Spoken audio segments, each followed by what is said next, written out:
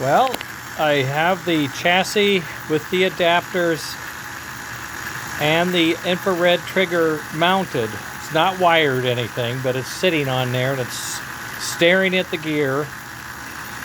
And there's no rubbing. It fit like a charm. There's more room in here than there is the K5. It fit the K5, but it was a little tight, so I thought I better get the Silver Bullet over here and see how it looks. And there's more room inside here. The boiler has a bigger width, I hope. I went ahead and stuck in the, pardon me, I stuck in the firebox to see how that would look, and boy, it's going to be just fine. And you can see that I pushed it out as much as I could, so you could put an engineer in the window. Pardon me, it's a little dry down there today. I didn't do the linkage, I didn't have the screws with me. But that's the new motor, and the sensor is sitting in there, and the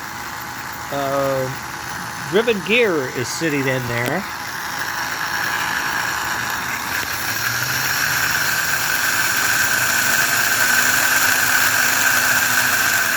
It's fairly smooth. I mean, it really is smooth. Even with the shell on it, 3 volts, it's rolling, right? It's rolling 3 volts. Not too shabby. So, we're having a good time. Okay. I will see if I can hold this so I can check out the inside. Oh, it's impossible to see up in there. You see a bracket of some sort, but you can't really see the board, I don't think. Yeah, there's the board. You can see that it's up there. And plenty of room. So I'm not worried about that. I'm going to go ahead and work on my other one. In fact, it's printing. So as soon as that print's done, I'm going to fit up my other gear. I had it assembled, and the gear was a little low. I just calculated it, I guess, to a little too close, and I've opened up this other side over here a little bit so there's more side clearance. But this is a remarkable piece, I have to say.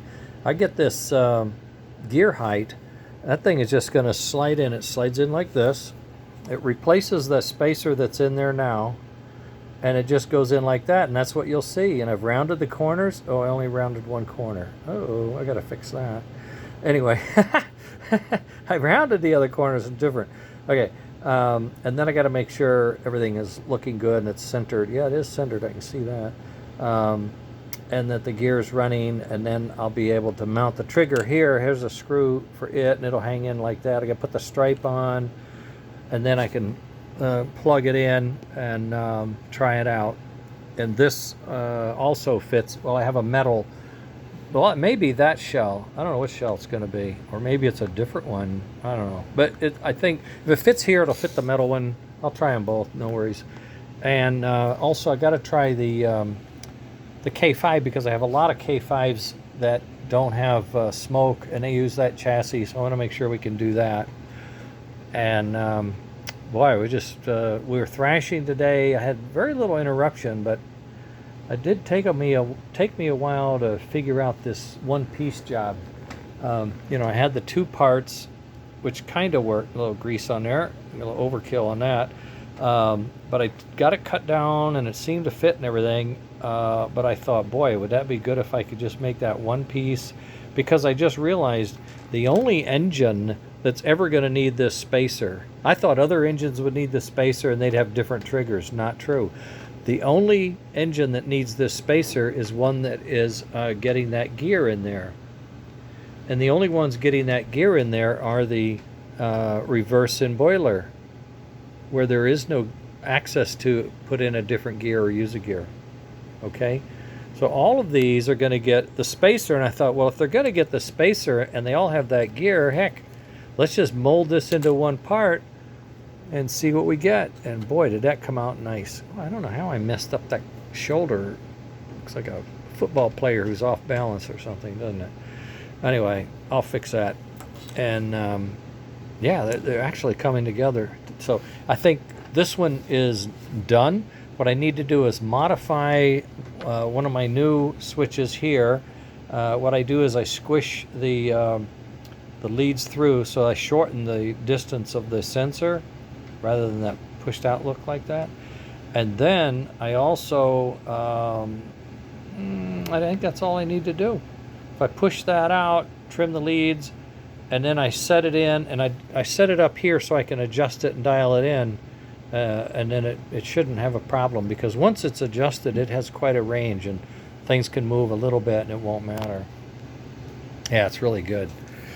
Okay, that's where I'm at. That's what I'm doing, is getting these parts ready to test with the board set on their tender frame. And once I get the tender frame tuned, all those components tuned to that engine, then I'm going to assemble the tender, put the trucks, put the parts on the tender, put everything in the engine, get the smoke calibrated and reassembled, and you know, try to make an engine look like it's a steam engine, kind of. That's a story, Morning Glory. Okay, that's it for now. I don't have anything else to talk about. There's the part, the magic part. Oh, I gotta look at those shoulders. It's from the backside. See what the heck's going on there. Oh my goodness, how did that happen? I don't know. That's pretty crude.